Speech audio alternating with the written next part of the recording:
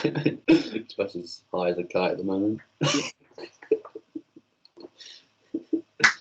Welcome to another fucking episode of the Megamorph podcast. I am one of your many hosts because we are so large, we take up more space. Joshua Mellahall.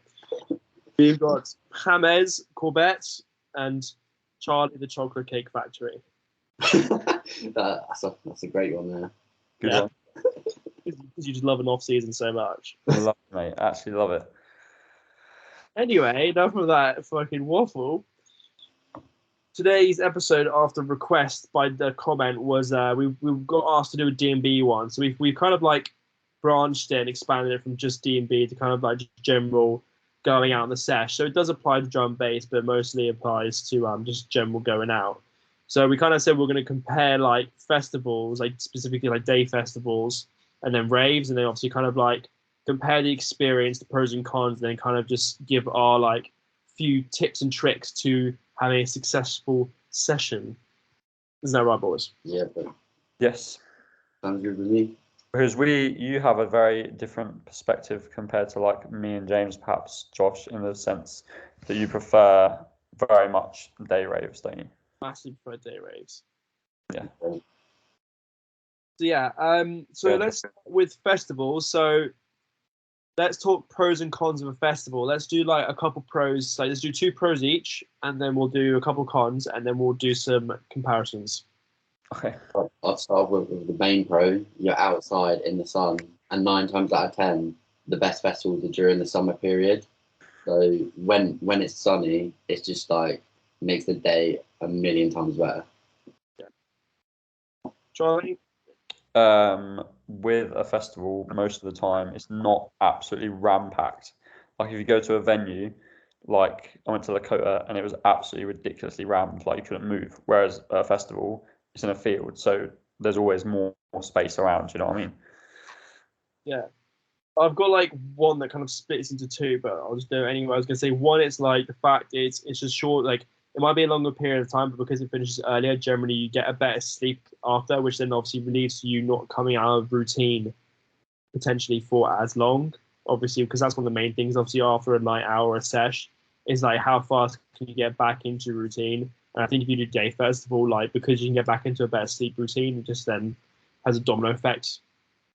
Mhm. Do you get to routine faster? Yeah, especially like with us and like the bodybuilding fitness lifestyle. The optimal lifestyle. Yeah, and raving and going out is literally the complete opposite. Yeah, it's not optimal. Not optimal. It's optimal if you want to have a good time, but not necessarily optimal for other reasons. So yeah, James, another one.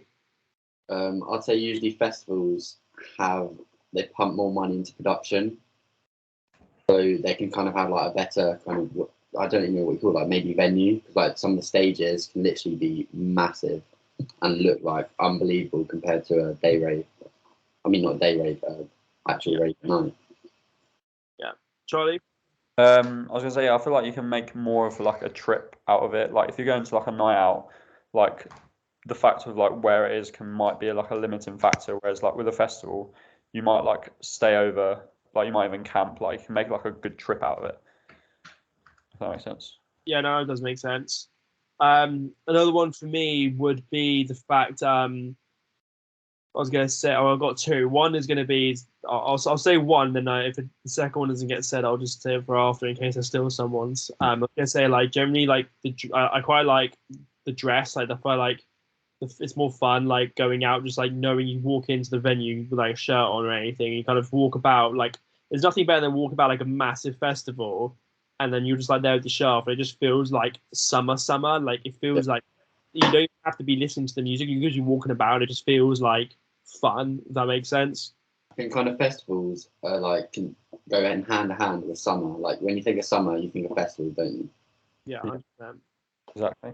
That's why I'm like throwing my life out the window right now and just fucking going to so much. Literally. So yeah, James, have you done your second? Yeah, we're all done 2 now.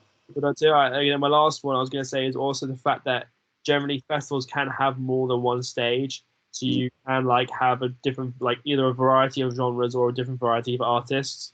So generally, you can maybe have like a potentially better time because you can go, oh, I would much rather see this person than this person. I'm just going to switch stages, and then you Yeah, kind it of doesn't even have to be like genre. Like you can switch genres as well. so genres and artists. So like for example, like it could be like for me, I know for example, like if Chase and Stace is playing, I'm seeing Dimension like 10 times out of 10. Do you know what I mean? So it's a bit of a no-brainer. So it kind of just adds a little bit another like factor and variety to the experience. Let's do like a couple pros. I think one off the top of my head for me is cost. We Did just done pros. you, You melt. What? You just said, let's just do the pros. Oh fuck! I Just done the pros. Mate, you're way too high. We apologise for Josh right now. No, Yeah. let's just not talk about it, right? So, so cons definitely is cost. Hey, come on. yeah, Cosme. Okay, yeah, cool. The price and the cost of the whole event, it's going to be probably twice as expensive as a night rave potentially. Yeah. Because ticket, travel, and all that kind of stuff. I'd add on to that, like in terms of cost as well. Drinks inside a festival, they ramp them up because they can literally charge whatever they want, which is pretty annoying when obviously you're there for the whole day, so you kind of have to buy food and drinks, so it can add up super quickly. Yeah. Potentially, obviously, this is a pro as well, but the weather as well. Like you could just, if it's in the UK especially, like it could just rain and then it's just not as going to be as fun. So that's always like a downside because you can't just help the weather. It's a risky play, isn't it? But Yeah. generally said in summer, it should be in your favour. Yeah, should. So for Brighton, for us this weekend, we've got 22-degree weather. It says so. Hopefully that's how it stays. Yeah. Sunday's not too well hot. I don't know if you're on Sunday, if you're staying Sunday. It's not. So it's weird. So down south is actually cooler by the sea. So yeah, here for me it's gonna be like 20 degrees here on Sunday, but down south it's only gonna be 22. Oh, Yeah. for me boys, we got some more 30 days coming up next weekend. Jeez. Sweet. Mate, fucking global warming, man. Mate, sleep has been a myth in this hot weather. I hate it. I like the weather, but the sleeping aspect is just a myth.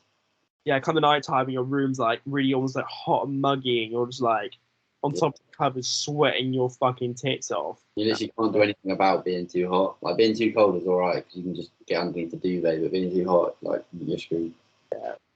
I don't know how you do it with the missus because obviously there's going to be a bit of fucking cuddling. I don't know how you do that, mate. Because I would literally be like, nah, get the fuck out of the bed, sleep on the floor tonight. Out of the beds. Yeah, apparently we're going to be on opposite sides of the beds, but as soon as like we lay down, 1 minute in, she'll come rolling over. So Josh, Josh has got a single bed. Get onto the floor. Fuck off. get onto the floor. I'm getting rinsed to my single bed, man. Alright, it does bits. But Charlie, I said rollers, mate. That was just a shit joke, but it was still quite funny. Oh, right, okay. Yeah, but I just radiate heat like I'm a fucking furnace when I sleep. That's the exact same. Isn't it? I was speaking to AJ about this, and he's got one of these. I don't know what it's called. It's like a mat thing that you like put on the mattress, and then obviously put your sheet on top, and you can like regulate the temperature, like set the temperature. And he said it's sick, but I looked, it's like 350 quid, so I'm obviously not going to buy that. But that is very optimal sleeping. yeah, he said it's really good. Yeah, sleeping in winter is fucking shit, but just waking up is not. Yeah. That's what it is. Yeah, fuck, man. I think it's to do with like having a higher like muscle mass because muscle mass definitely does have a obviously larger thermogenic expenditure. I would imagine, obviously just burning calories when you're obviously like existing. Yeah, and I feel like guys are just always hot because girls always complain they're cold. Yeah. Boiling. Yeah. Facts. Anyway, back to festivals. Yeah, well, speaking of that. So, obviously, have we all done a con? Yeah. Wait, James, you've done one. Yeah, we need another. All right, another con of a festival.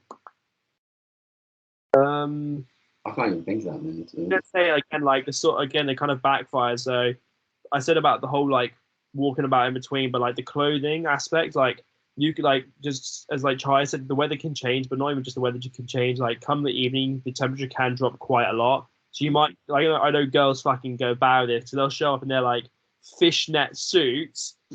Gets the evening and it's like pretty chilly, and they're all like freezing their asses off. So it's all good looking good during the day, but they're not even gonna fucking make it home because they're gonna have hypothermia. Yeah.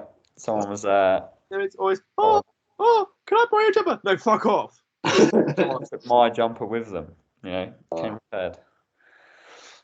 Yeah. That's a smart man. Smart.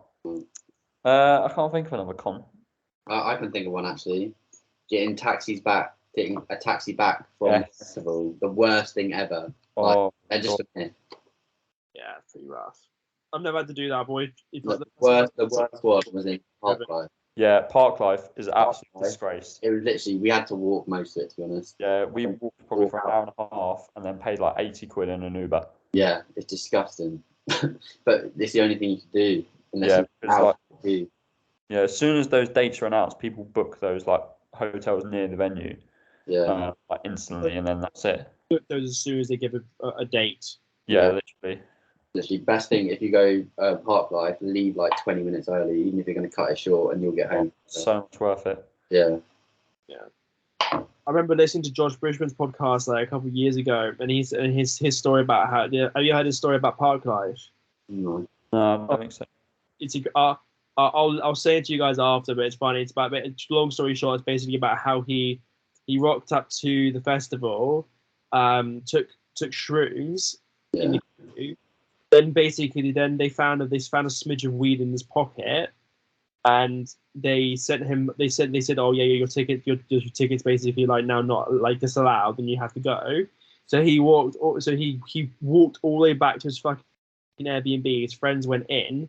He then basically had to like when he was tripping balls, then had to fucking get like as he reprinted out his ticket, and then he's always going through a different entrance, so it's not the same person. Yeah. And then he took a fucking pill in the fucking line. So he's just fucking tripping balls. He's about to he started coming up in the queue, and he was like, "Oh, this is not fucking good." And then I'll let the rest of him explain the rest of the story on the pod. But it's one of my favorite pod episodes ever. That's a massive podcast. Decent. Decent. Right, I need. So that's what. So we need another 2 more cons, or just 1 more con? 2 more. I've said 2. I've done 2. I've only done 1. I done 1. It's hard to think of more cons. Yeah, I mean, it doesn't have to be 6 cons. Yeah. Oh no, wait, have I done 2? Yeah, I have done 2. I did cost and I did clothing. Oh, I've got 1. There you go. James can take one. Phone signal at a festival. Yes, dead out. Non-existent. So if you lose your mates, you're on your own, buddy. See you later. Yeah, I got a fucking lot of lip. Oh, I'm not gonna say it. Say it. Let's just leave it. You mad? This podcast has just been you taking the piss out of me. We're gonna leave it. Fuck off. Anyway, so let's move on to Rave. So pros of a rave. Better lineups potentially because it's less acts. Yeah. Better sound systems. Yes, that's indoors. I would say a rave is cheaper than a festival. Yeah, that's definitely a big pro. Yeah. Pro, obviously having control. I'll do 2 more, but like having control of the weather. 1, because obviously you'll be indoors. Mm-hmm. 2, the fucking lights, the lighting, and like Yeah, that's always big one, big one. Mm-hmm. All right, another one. Usually you go to see a certain artist, so you can literally see like your favorite artist, and it'll be purely him rather than majority lots of different people, and that can be kind of positive. Yeah, I was gonna say it could be a female DJ. Okay, this is 2022, lad. Sort your shit out. Yeah, I was gonna say like maybe like a bit shorter. Like you don't have to go for like the whole day. Like just to see someone, you know, you could like James said, you could go for like a specific part and see your favorite artist and then leave. Yeah. I was gonna say I had another one in my head, but it's gone. I'm not gonna lie. Might come back to me shortly, but who knows? Probably won't. Yeah. Oh, I remember now. Fuck you. So, he instantly remembers. Also, the queue to get in is so much easier. Yes. Yeah. But not if Charlie's leading the way. If Charlie's leading the way, no. Hey, I picked the shortest queue. But we were queuing for time at fucking K9. Yeah, I know, but that was not my fault. But the two queues next to us were just moving rapid. We're just there like, Charlie, what have you done, bro? Well, my fault. Because we had IC3 walk past us as well. Yeah, so you'd rather see that, wouldn't you? Yeah. Nah. I'd rather be Yeah, you would. You would. Right. Any more? Is that more or less it? That's more or less it. Yeah, I think that's more or less it. Alright, con for me instantly is just the time. I'm not a fan. I just die off too quick with the late raves. It's not really a massive con for me, like personally. Like I can hack it, but I understand like just general like routine and just of days like afterwards. Like you just feel like so much better compared to like going to a night rave. You're fucked the next day. Yeah, like as soon as it gets to 2 o'clock, like 2 a.m., like unless I'm like heavily stimulated or distracted, I will. I just start to like shut down. Yeah, like the warehouse project, Josh. Like we got to like 3, and we were in that like little second room, wherever it's called. It was after that last big artist, whoever it was. Yeah, whoever it was, like we were just dead. Yeah, we were dragging it out hard, and we were. Yeah. We left at the end as well. That's fucked. Even the end, like that was like what 5 a.m. Yeah, because I got the train at like 5:30. Oh, I remember that. That was so funny. Yeah, well, that's what I'm doing again this time when I go this time. Oh, yeah. Yeah, we're just gonna get the train. No, that's disgusting. Mate, it's much easier than paying like 100 quid for like a few hours in a room. Yeah, but if there's more of you, just bung in there. Who says it's gonna be 100 quid? Oh, it's Manchester. Well, we got that cheap room in London. You just find a traveller. The time of the year that counts, and September, September's not really that busy time of year. Mm. Yeah, but I'd rather just like just wait like half an hour, get on the first train. I'd rather hour and a half. I would drive up and then sleep in my car and then just drive home if you wanted to do it because it'd be cheaper than a train ticket as well. No, because the train to Manchester's not even that bad. How expensive is it?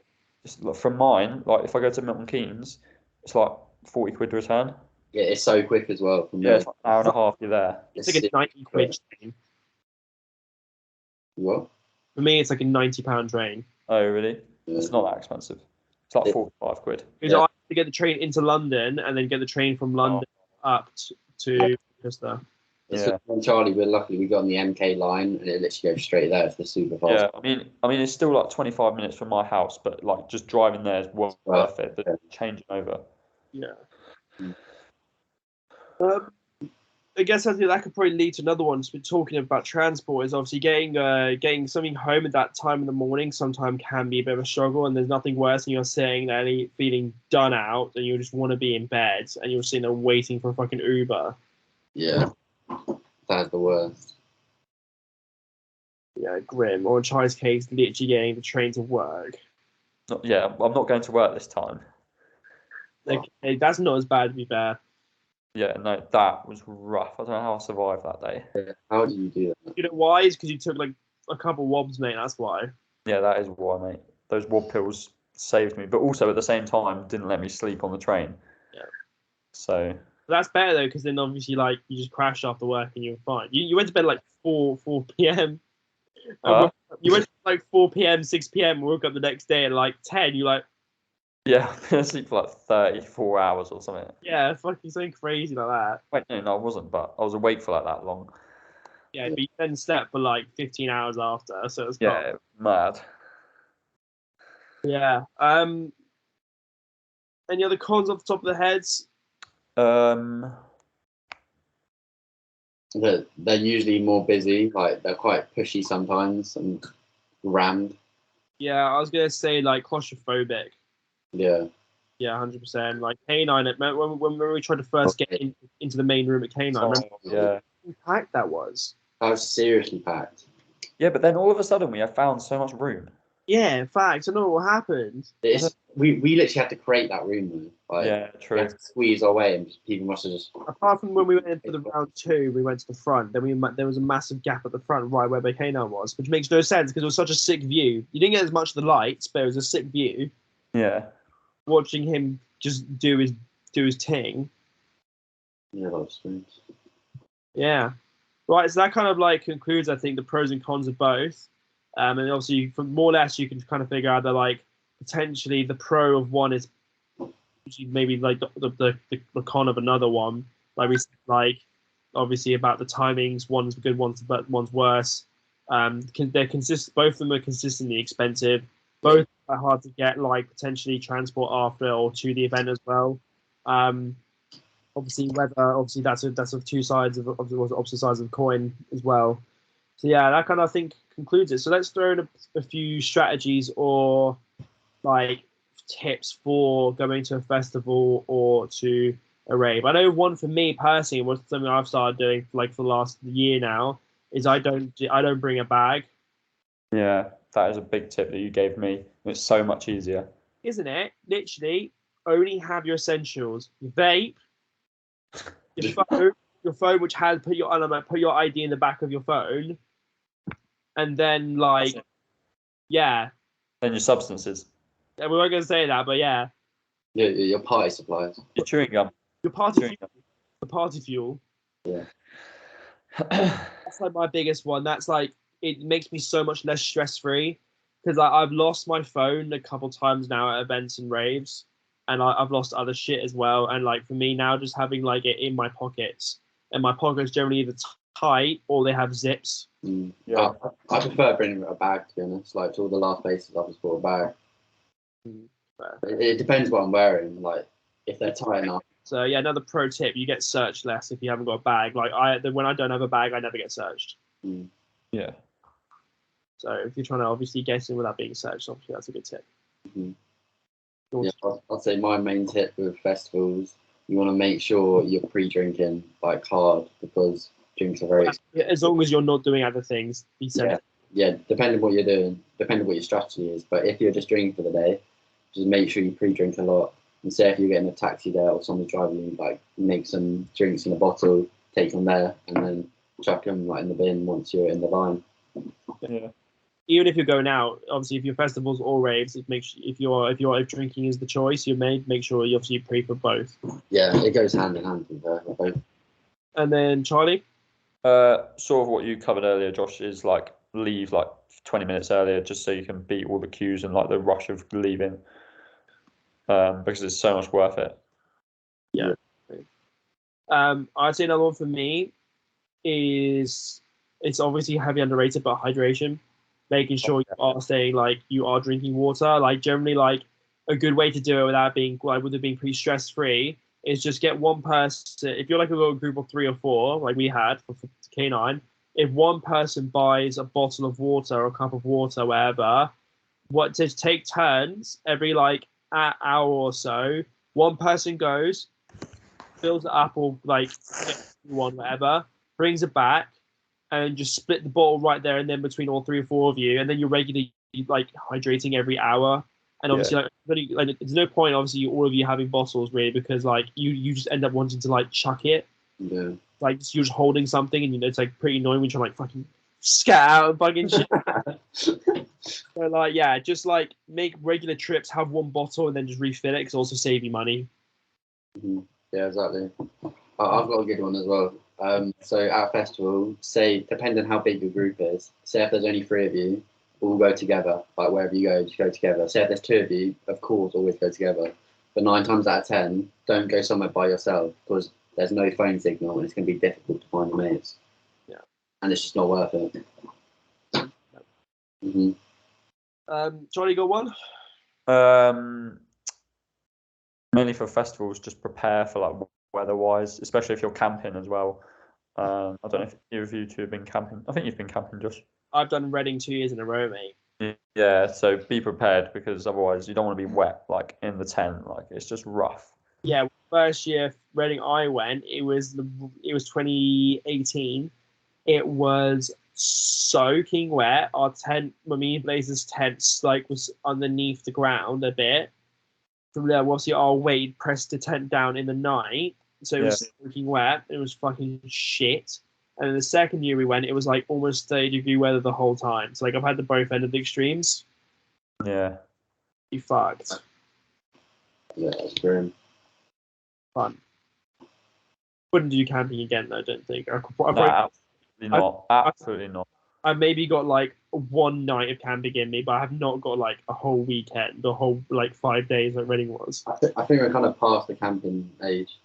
I only say that is because I want to go Boomtown, and Boomtown is you have to camp. Yeah. Even that Creamfields as well. I do want to go Creamfields. But... Creamfields is sick. Yeah. You don't have to camp. No, you don't have to, but you've got to buy a ticket individually for each day. Like Well, you can't that's leave. I mean, Boomtown you can't do that, but obviously at Creamfields you can buy just obviously day tickets. Boomtown you have to camp or you don't go at all really. I think. Yeah. It's a shame. Yeah, no. Worth it. Experience. You can buy a weekend. You can only buy a weekend ticket. I don't know if it's you can only camp. I can't remember off the top of my head. Yeah. You say like you're going to be there for the whole weekend. If you want to go, you can't just do the day. Yeah. I think Boomtown will be worth it though. Yeah, Boomtown looks like I've heard crazy things from Boomtown. Yeah. Adam's been like 3 times and he absolutely loves it. Oh really? Yeah, he says so. Yeah, show me videos. It was pretty sick there. Yeah, he went last. I think he went like 8 weeks out of the Brits on prep, and then he 8 weeks later he won the British. That's mad. So yeah, If only we could all do that, mate. no, exactly. Yeah. Any other tips off the top of your head? I'd say that's the main one. Yeah, I think that's about it really. Dress like a sick cunt. Yeah. Yeah, or wear a nun outfit. Yes.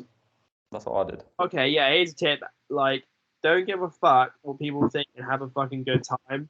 Like, make sure you're like being in the moment as well. Like, make sure that you take time to like step back and like go into like first person view and just kind of like take in like the moment. Enjoy yourself. Live in the present. The best thing you can do at a festival is go for a festival week when you're pretty mashed up and you're just thinking, you're just going for a week thinking, yeah, I'm having the best time of my life. I've had a few of them. Yeah, and then just take like mentally capture a moment like where you just feel like, because I said I did it once at K9, like I kind of like stood around and I looked at the boys and I was like, I was in the moment. I was like, this is the fucking shit. This is what it's about, because it's like sick music, sick company, like good times, being young, free, able to do what the fuck we want, like realistically very little responsibility. I was like, this is what it's fucking about. Yeah, I did that park life. I was literally loving it, mate. Yeah, obviously did it at freaking New Year's, but that's obviously for big reasons. Of course I did it New Year's. I feel no. Taking it all in. Maybe a bit too much. Maybe a little bit too much, but no, that was good. Yeah, 100%. So yeah, that's probably the most important tip of all. Fuck the safety and like and the health parts. Just make sure you have a fucking good time. Mm-hmm. And so, Yeah. pro tip: don't die. Yes. Yeah. Right. Well, we can wrap it up there at almost a lovely rounded 30 minutes. Yeah, that's perfect. Sweet. Well, I hope you guys have enjoyed this one. And to the man who commented on the post, sorry it's taken us so long because he'd commented like 3 weeks ago, but we've just kind of like, we've been rattling through a few, and obviously we had like the obviously missing members of the pod. So hopefully we have entertained you, and hopefully you've got what you wanted from a D&B podcast, or at least a D&B related podcast. So on that note, the 3 musketeers, the 3 studdeteers are signing out. And we'll catch you guys in the next one. So like, share, comment, subscribe, and leave a rating. Tell a mate, tell your nan, all that good stuff. Tell everyone. Yeah, and your mum, especially your mum. And then especially your mum. Anyway, it gets us cancelled. We're hated by the public. Love you all, and I'll catch you in the next one. Bye.